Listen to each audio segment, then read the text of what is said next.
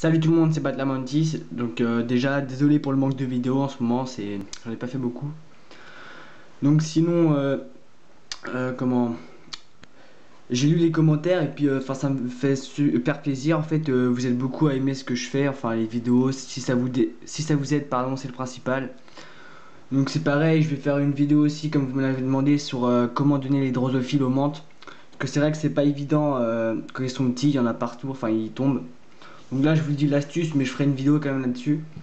Bah, parce que vous prenez la boîte de drosophile et vous la mettez au congélateur 15 secondes et ça va faire qu'ils vont ralentir leur métabolisme et puis ils vont plus voler.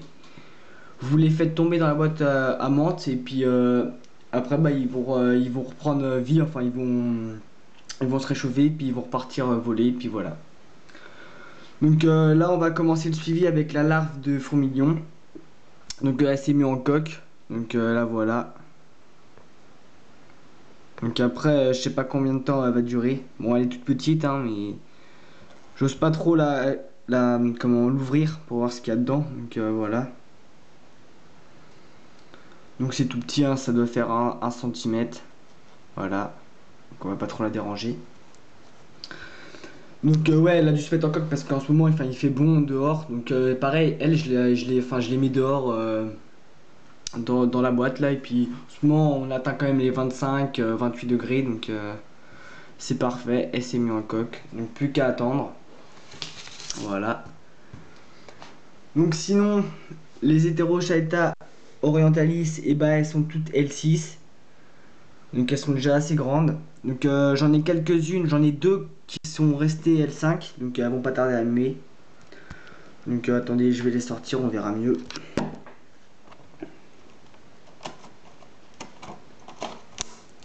Et chez cette espèce, c'est assez impressionnant la différence de taille qu'elles prennent. Enfin, surtout du stade L5 à L6. Donc là, on voit la petite L5. Donc voilà. Donc ouais, elle doit faire 4 cm par là. Donc là on voit pas très bien. Je sais pas si là on va mieux voir. Bon, en gros voilà. Donc j'ai plusieurs couleurs. Mais je sais toujours pas les sexer. Enfin, j'ai lu quelques documentations là-dessus. Mais non, je sais pas, j'arrive pas. Donc voilà. Donc je pense que j'y arriverai souvent en stade subadulte, c'est plus facile. Donc voilà. Donc là c'était une L5 et là on va passer à une L6. Donc qui vient tout juste de muer. Donc voilà. C'est déjà plus grand. Voilà. Donc celle-là elle est verte. Et là j'en ai des L6 qui sont en avance. Donc elles vont passer en subadulte. Donc c'est pour vous dire là sont déjà assez grosses. Donc c'est les comme ça là, elles ont bien le ventre dilaté. Donc elles vont passer en sub. Donc c'est vraiment une grande espèce hein, parce que là elles sont pas encore en sub et enfin ça promet. Ça va vraiment être de belles bêtes. Donc là ouais, vert marron. Voilà. Et sinon j'en ai une, enfin j'en ai surtout une qui se démarque des autres par sa couleur. Donc je sais pas. Je sais pas à quoi c'est dû. Ça doit pas être parce qu'elle est élevée comme les autres. Donc celle-ci elle est marron. Enfin, pas marron, elle est plutôt noire. Donc là voilà. Donc en fait pour les sexer, j'ai vu que normalement sur sur l'abdomen et bah les femelles elles ont plus de d'excroissance. Et bon là j'ai regardé, elles en ont pas. Enfin au repos en fait elles sortent et dès qu'on veut les prendre bah elles rentrent leur excroissance donc elles sont toutes lisses. Et sinon les mantelas sont bien, enfin je les adore, elles sont attirées par le mouvement. En fait si vous voulez, dès qu'on veut les filmer bah elles se retournent vers nous, elles tournent la tête donc c'est assez marrant. Et puis elles font toujours leur posture d'intimidation. Donc voilà, donc franchement ouais c'est une super espèce hein. J'espère que celle-là je vais bien la réussir parce que elle est bien. Bon, elle est grande, mais elle n'est pas si féroce que ça. Donc, je leur donne des mouches, comme là. Donc là, j'en ai plein. Donc là, c'est pareil, hein, pour leur donner, comme ça vole partout. 30 secondes au réfrigérateur et puis hop, elle vole plus et j'ai plus qu'à leur donner. Donc voilà, donc là je les nourris au sucre. Donc on voit, elles sont toutes dessus là. Voilà. Donc sinon, comme je l'avais dit, j'avais perdu mon mâle Hierodula majuscula. Donc j'en ai reçu un autre par Arthropodia.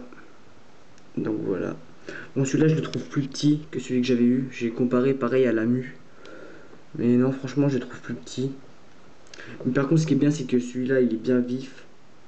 Et ça, c'est assez intéressant. Donc voilà, le mâle, donc subadulte. Hein. Donc je pense encore 2 semaines avant qu'il passe adulte. Et je vais essayer de le garder à 27-28 degrés pour attendre qu'une semaine avant qu'il soit capable de s'accoupler. Donc là encore, ouais, donc faut attendre minimum, je pense, encore 3 semaines avant de faire l'accouplement. Et si j'ai calculé, ouais, j'aurais une ponte, mais ouais, ça risque de tomber en plein dans les grandes vacances quand je serai parti. Donc je vais devoir emmener la femelle avec moi. Donc là voilà, donc elle est bien grosse. Donc en fait je vais vous montrer son agressivité en la nourrissant avec les grandes sauterelles vertes comme on peut trouver. Donc je pose l'appareil et je vais la chercher.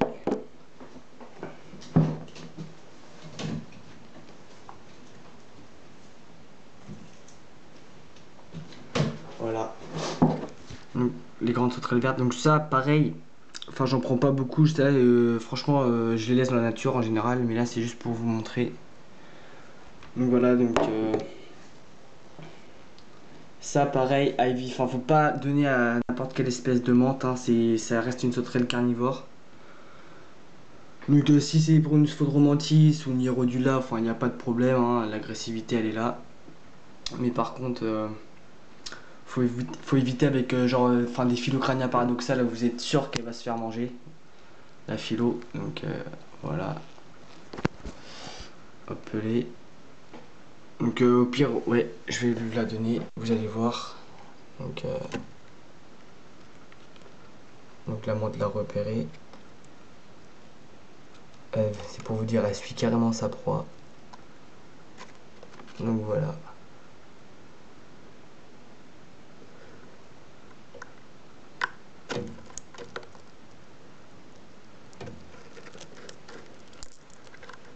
Alors c'est pour vous dire l'agressivité de la menthe. Puis on voit bien, elles sont grandes hein, les sauterelles là, mais là face à une menthe, enfin la Hierodula, elle paraît minuscule. Donc voilà, c'est tout pour suivi. Donc si vous voulez une menthe agressive et assez grosse, alors franchement prenez de la Hierodula majuscula. Parce que là, franchement, j'espère que je vais avoir des petits. Donc voilà, allez, salut.